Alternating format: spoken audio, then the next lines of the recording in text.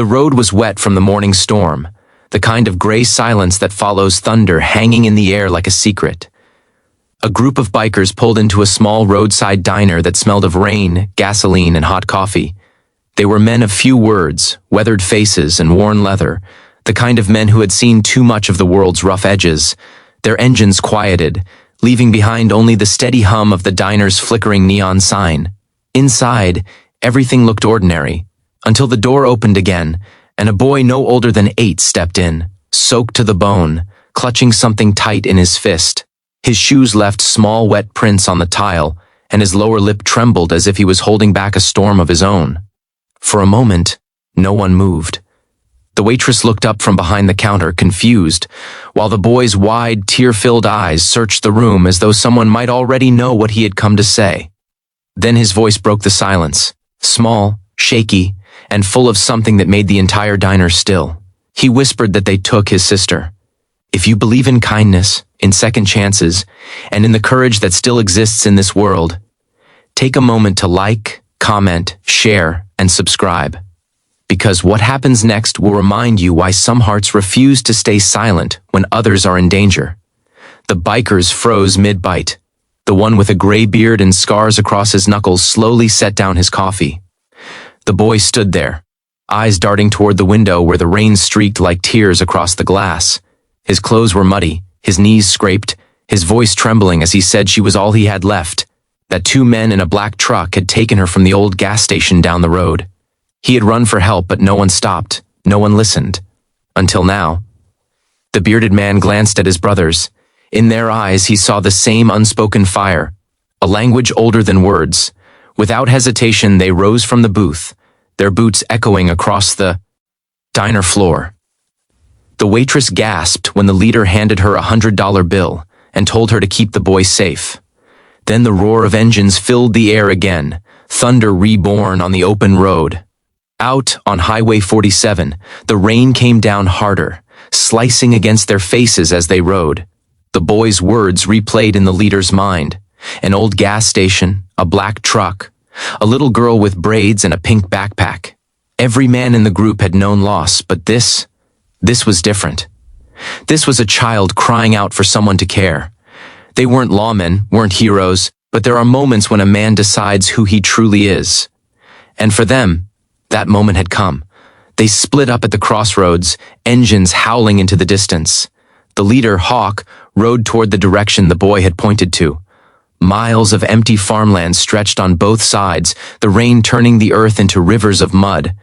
Then he saw it, a flicker of red taillights ahead, a dark truck weaving down the narrow back road. Hawk's heart hammered against his ribs. He twisted the throttle and surged forward.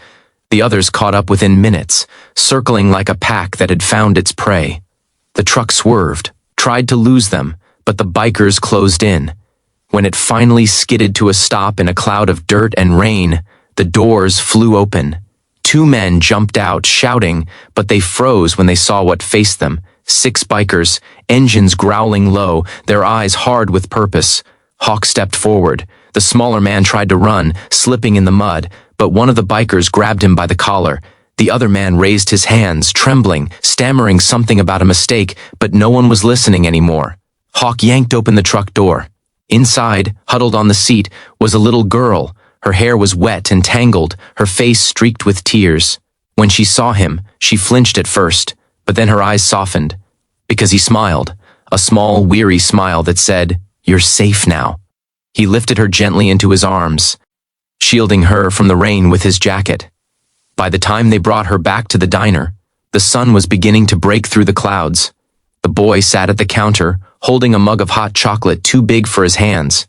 When he saw her, he froze, disbelief flickering across his face before joy overtook it. He ran, nearly tripping, and the little girl reached for him, her tiny arms wrapping around his neck as they both began to cry. The entire diner watched in silence, every heart breaking a little and mending all at once. The waitress turned away, wiping her eyes.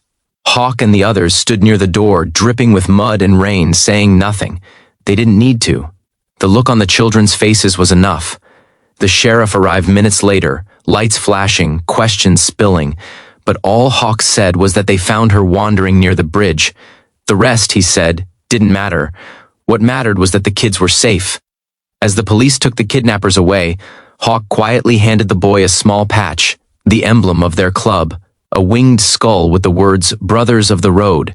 He told him to keep it, that it meant he had family now. The boy nodded, clutching it like treasure. That night, the diner was empty again. The waitress wiped down the counters while Hawk and his crew sat at their corner booth, quiet, lost in their thoughts. The rain had stopped, and a weak moonlight spilled through the window.